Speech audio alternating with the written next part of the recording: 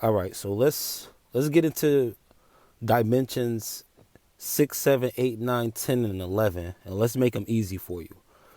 Let's start at 11, actually, and work our way down. 11 is like a big TV screen, huge, like movie theater, IMAX, Odyssey, big old movie screen. You're looking at this movie screen and it's got static, right?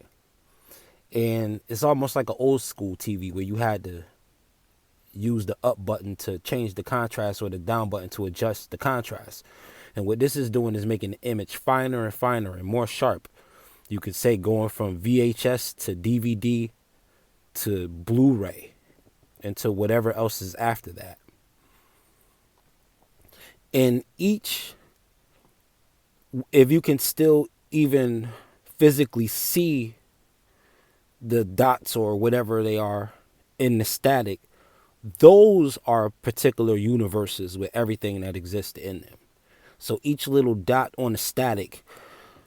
Another example, if you're near a beach, and if you've been to a beach lately, just imagine every grain of sand being a universe containing universes. All of this is meant to resemble how in every nanosecond we can change all of reality with our thoughts. This is the ability to compound and to compress time. When you're dealing with dimensions 6 and higher, you're no longer dealing with the self. When you're going to 7, they say you no longer have physical existence. Now, while people can say that this is literal, I'm just making it practical for you now that anything beyond the 5th dimension, it becomes no longer about yourself or what you want. And that's not coming from a sacrificial and a selfless and a minimalistic standpoint either. What it's really saying is that your focus becomes more integrated into allness. So on those higher planes, you're no longer you. You are all that is, who is watching the different containers containing different forms of the all that is. So if we're starting from the 5th dimension and we're going to walk our way through this, because all dimension crossing is changes in your consciousness. That's all it is. And we can do that immediately. So steps 5 is like when you're going into the idea of parallel realities. Is becoming more solidified, less chaotic than what goes on in 4D, where you get like that whole heaven or hell type of thing, or that stranded in between thing, and having more control over that, which is the 5D, being able to govern the idea of changing your destiny, which is basically at any given point changing who you wish you might have been in any given circumstance. But kind of like imagining that you started at the beginning of yourself and split off into another you, and just, it's almost like playing catch up, but you have the ability to either channel, read, or hear the material that's going to bring you up to speed with who you wish you were. That's how 5D works.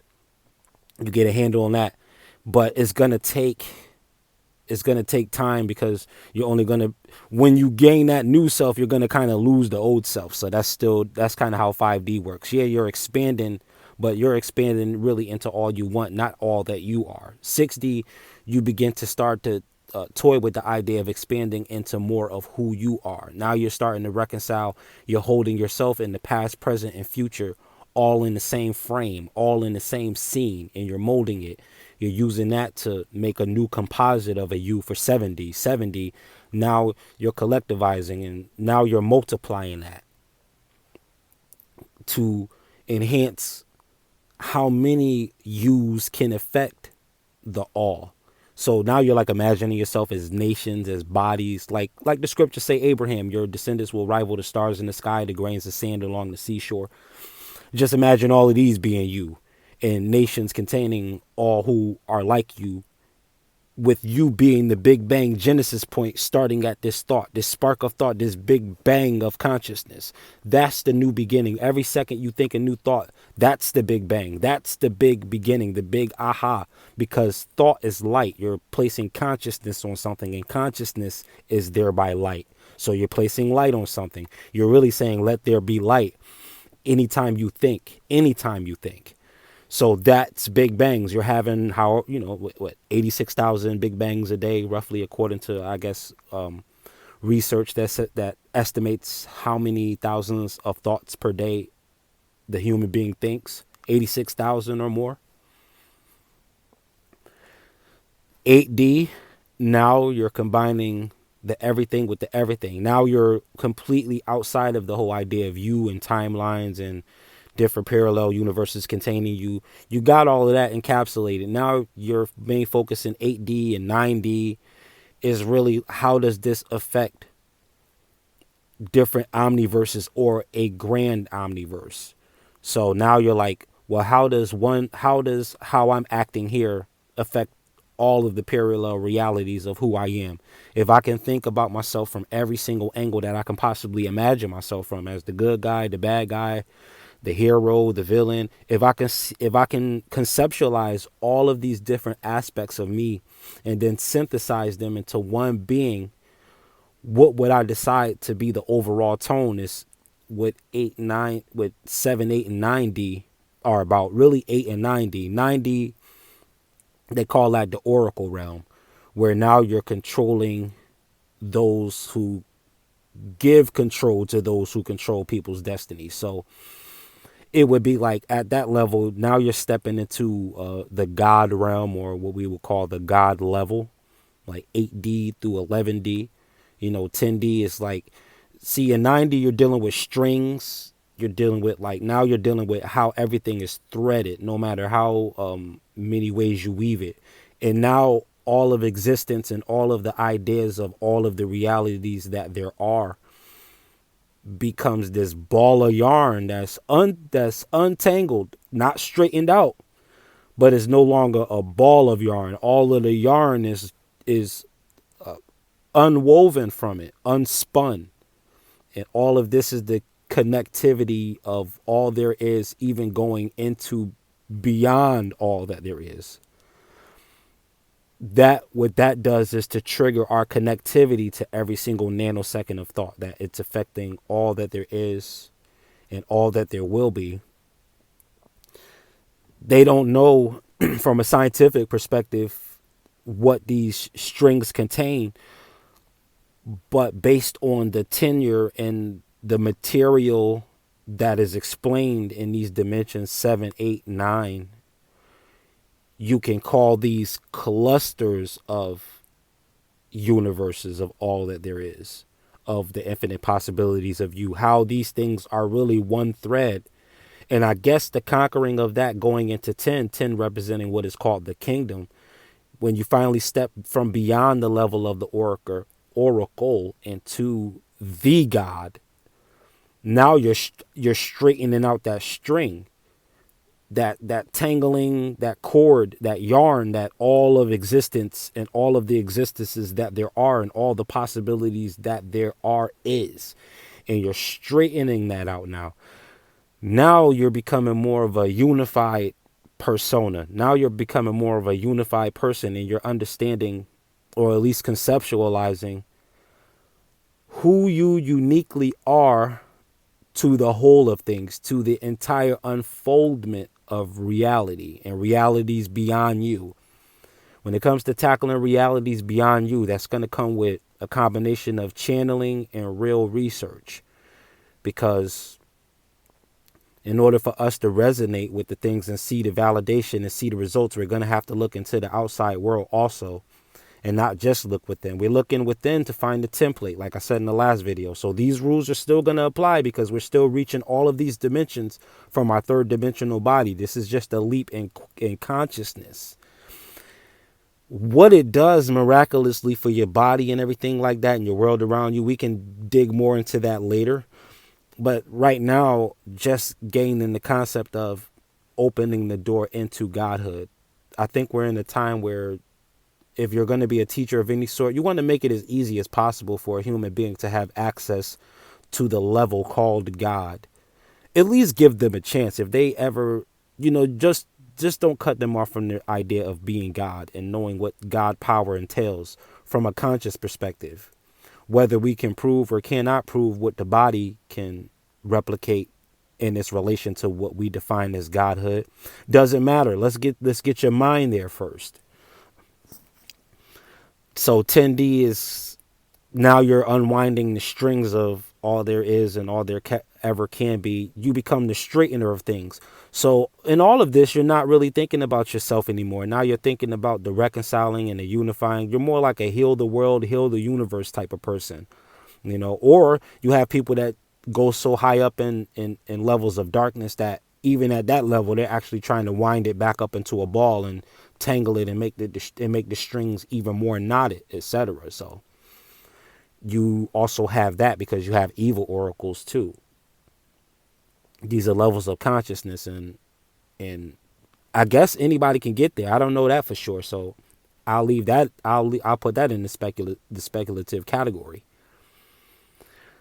So finally, I guess dimension 11 is what I was talking about in the very beginning. Now you're at that screen where there's no longer you, there's no longer objects, there's no longer existence. There's just what we call allness, the very, very, very primordial existence. This is both all light and all darkness at the same time. It's exactly both colors. It's triple black and it's the brightest white. These things exactly the same shade. Just imagine if you could freeze frame lightning and really zoom in on the bolt and really zoom in and stare at the bolt and kind of see how even in the midst of this you can see the black and the white and the white and the black. And if your eyes are really trained, you can see this every day of your life in your normal waking world, because all of this is just you placing your perception upon dark matter. But dark matter is the screen of space, what they call the fluid of where all things that are possible is formed. And as you can see, it's not out there anywhere. It's right here in your face. Even if you were to close your eyes, you can still see it. It's that super duper fine static that you think is the physical world around you. You can see it inside of every color. It doesn't matter. It's a screen that doesn't change. Is not subjected to perceptual distances. Is just right there. I mean, this is going to sound like a reach because, this kind of information may not be presented out there on a lot of levels and in a lot of different forums or whatever the case. But either way, this is what it is. And if you're looking at that and saying every portion of dark matter is the all there is, now you can see what they call in the clip off the illusory nature of the self and all of existence. All it is another form of stepping into the nothingness. And then you become a brand new all. So now, long story short, wrapping up dimensions 6 through 11 and putting them into a vitamin that you could swallow or a pill that you could take. Just say that you're taking all possibility, wiping it off the board, starting with a vibration that is not attached to manner nor circumstance, where you just are. And from that state of peace that's unaffected by any material or conceptualized existence, right from that point of nothingness, all you have is just existence, just peace, just harmony. In the triple blackness or the triple brightest whiteness, whatever you want to call it, but nothing has to be there, not even yourself. It just is what we can call isness, just existence without matter, without perspective, without form. It just, the primordial isness. You step from there, and then from right there, you project one strong thought. And then this blossoms and creates a new universe containing universes, etc. Now you're creating a whole new possibility of possibilities for yourself. The kind of consciousness that this is placing where you can make it applicable for you, though, is to understand that and potentially each and every nanosecond, though, you're making the choice. Okay, think in this direction, think in this direction, think in this direction. Because in this 3D, if we want to live a certain way, and I take it that we all would like to have nice things and the basic needs for survival, so why not enhance that along with our growth spiritually and cognitively? So if we're pulling all of those higher dimensions and concepts down into our 3D world and we're grasping them there and using them to manipulate and mold everything, not people, but things around us, now we can understand just how important it is to think a thought. Because in every nanosecond, you're thinking it and you're expanding on this thought. So in every given minute, you could be fighting like 1,000 little battles, or gaining 1,000 victories, or taking 1,000 steps towards your success.